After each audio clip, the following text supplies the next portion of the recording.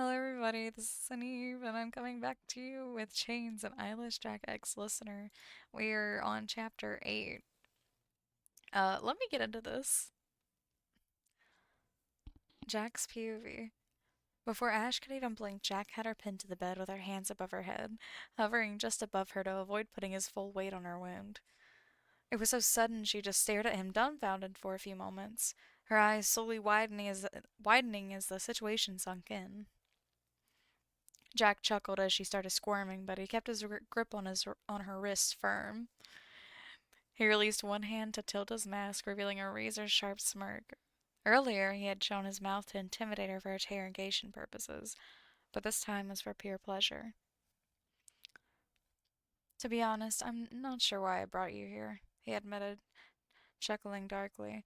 It would have made more sense to leave you to die.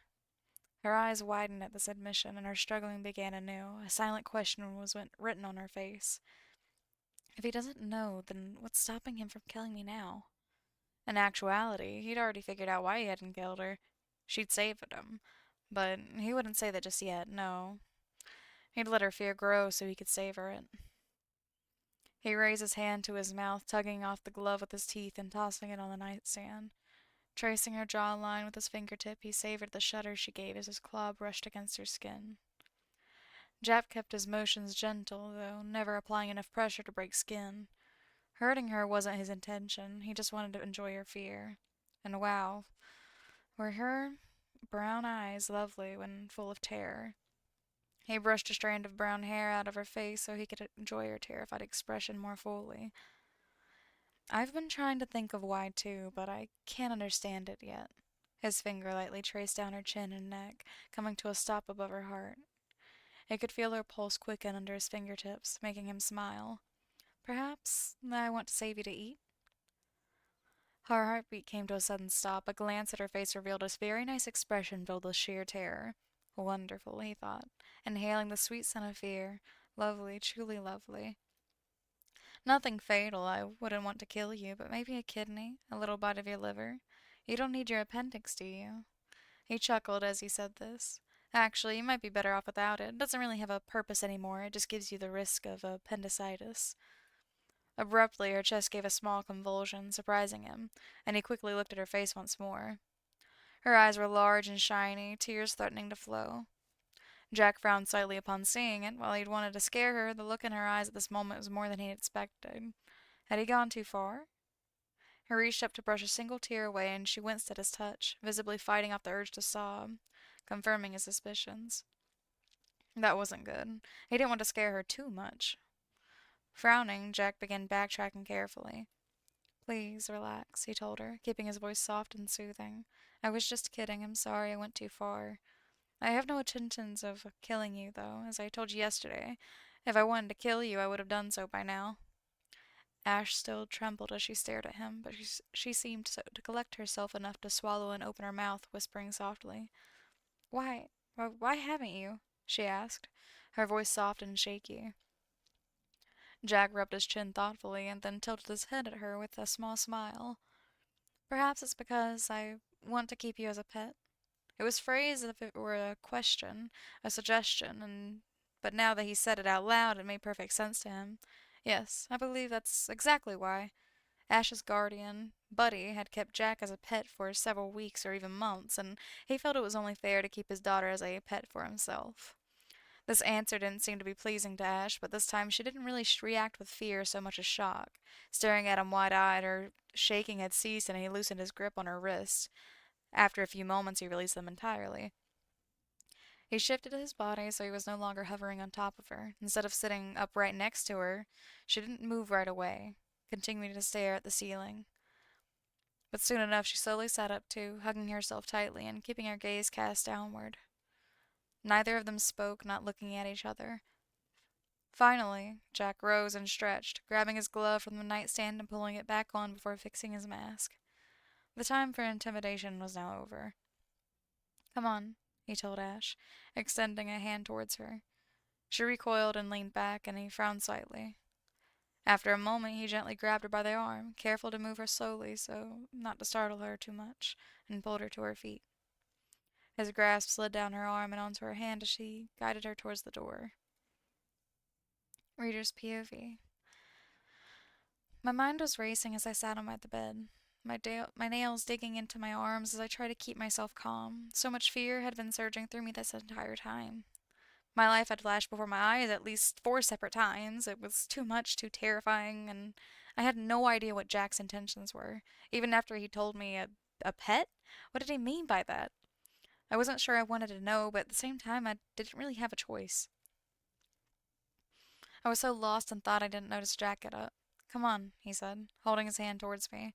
Reflexively, I recoiled and tried to lean away, my body going tense. He didn't react for a second, but then slowly moved his hand to grip my arm, pulling me to my feet.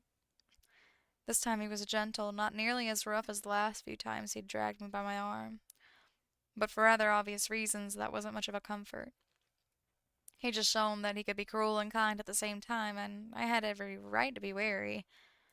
Still, I was caught off guard when he released my arm and grabbed my hand instead, guiding me to the door. I didn't try to fight it, not really wanting to get on his bad side anymore, and just let him lead me into the hallway. Swallowing, I asked, "Oh, where are we going?" "Nowhere," he replied plainly, leading me to the bathroom. He stopped as he opened the door and gave me a small push, making me stumble into the small room. Catching myself, I turned to look at him and yelped as I saw him start to close the door behind me. A million concerns running through my head at once. Was he going to lock me in here? What are you doing?" I gasped, racing towards the door in a panic, only to freeze as it stopped in place with a clinking sound, leaving a gap of a few inches. Jack's head was tilted towards the ground, and my eyes followed it to see several metal chain links snaking through the gap. It took a few moments for it to register exactly what I was looking at.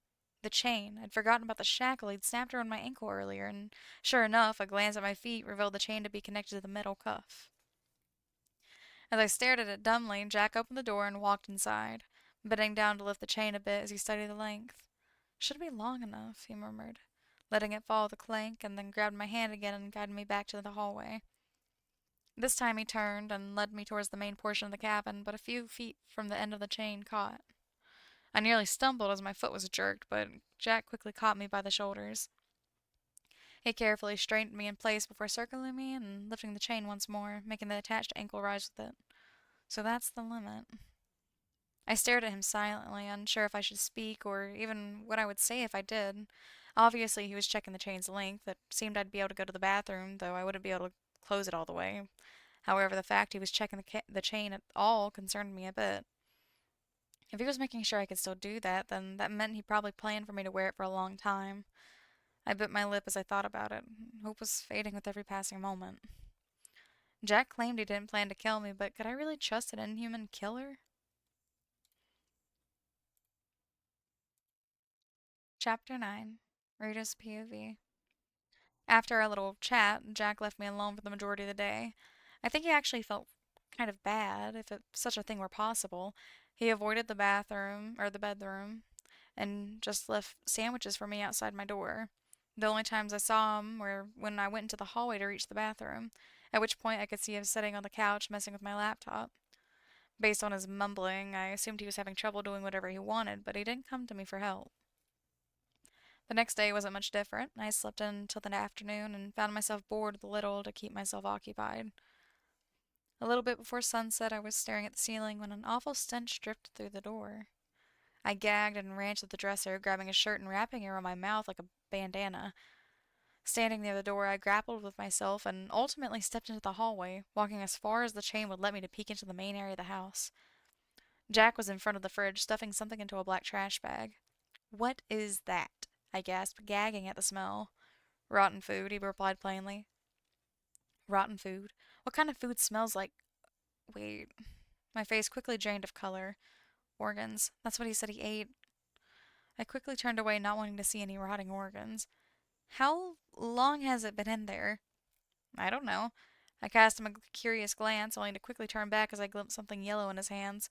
Throwing a hand to my mouth to resist the urge to vomit, I scurried back into the bedroom and slammed the door, tossing aside the shirt and coughing. I was not in the mood to vomit again. Shortly after this, Jack knocked on the door. "It's gone," he called. When I didn't answer, he continued. "Organs have short shelf lives if not preserved properly. Usually I eat them before they rot like that, so it shouldn't happen again." Was that supposed to make me feel better? I opened my mouth to speak, but had to quickly close it as I felt something start to rise in my throat. Again, I am getting really sick of throwing up so much. Water, I whispered, and his footsteps quickly disappeared before he returned with a tall glass of crystal clear wet liquid. I snatched it from his hand and downed it quickly, swallowing the bile of fighting to escape. Once I finished, I handed the glass to him and mumbled a soft thanks. He took the glass and looked at me silently for a moment. I'm going out, he declared. I'll be back later. I almost asked where he was going, but quickly decided against it. I had a pretty good idea of what he was planning to do anyway. Don't try anything while I'm gone. I nodded in response. I won't, I promised. Not much I could do with this chain and all. I'd probably just sleep since I didn't have much else to do, and I'd feel safer with him gone. Jack seemed content with my promise and left the room with the glass, only to pause and glance at me. Oh, and keep your ears open while I'm gone. Some of my friends might stop by. I'll leave a note, but stay alert anyway. He then closed the door before I could respond. Wait, what? Jack's POV. Jack swiped his scalpel at the dummy hanging from the tree, slashing its side open. His skills were rusty, he noted solemnly. Too many misses. If this were a real person, about 50% of the time they'd still be able to move and fight back. And he wouldn't even be able to get the organ. Tonight he'd probably have to slit his prey's throats before taking their kidneys and other organs to ensure safe removal. A thought that made him relatively depressed. Killing didn't really bother him, but usually he preferred to do it only if the person woke up. Then again, he kind of needed to this time. He needed to get his strength back. Casting a glance at the setting sun, Jack sighed as he pocketed the scalpel and sat against the tree. That was enough practice for now. He'd take a little break before scouting for some prey. For the time being, his thoughts wandered back to Ash. The chain guaranteed she wouldn't be able to leave, but still he worried for his little pet. Desperate people would do desperate things. He'd made sure to keep any sharp objects out of her reach. He'd even removed the bathroom mirror, but now he wondered if he should have taken that photo too. Jack had seen her pack the framed photo from her childhood when they were leaving, but hadn't said anything at the time. It was only a photo, he'd reasoned. Might as well let her have one keepsake of her old life. His blood ran cold at the memory of the photo, his teeth grinding as he recalled the man's smiling face in it. He was aroused from his sleep by a stick prodding his side, slowly lifting his masked face to see his captor grinning at him. Mealtime, the man announced, reaching out and removing Jack's mask. As soon as it lifted, Jack shot his head forward, trying to bite his wrist, but the man was too fast and easily avoided it. Whoa there, if you do that, then I might not give you any food. Jack glared at him in a red light glowing in his empty eye sockets, but then gave a sigh and hung his head as the man extended a stick with a kidney skewered on the end. How long had time passed like that? How long had he been held prisoner in that basement, his will gradually waning? A sparkle in that man's eyes, that wicked gleam in his smile. That man was not sane. Just thinking about it made him utter a low growl, scowling at the world around him. Time was a bit inconsequential to him, but he wasn't human. He only had to focus on surviving, but for once it really irked him. That time was completely lost to him, spent rotting away in a basement. Jack's biggest regret was that he couldn't be the one to kill that guy, but he couldn't change that. Clenching his fist, Jack rose and cracked his neck. He'd been sitting for long enough. He took off through the woods towards civilization. Time to find a target. That is the end of those two chapters. I ain't gonna lie, the beginning, I was trying so hard not to geek out. I had to like re-record it because I was geeking really bad because I'm like, ooh, it's so, ooh, I love it, I love it, I love it. I'm gonna be posting this one for today, and I actually have a surprise for you guys. It's a new video, new story time.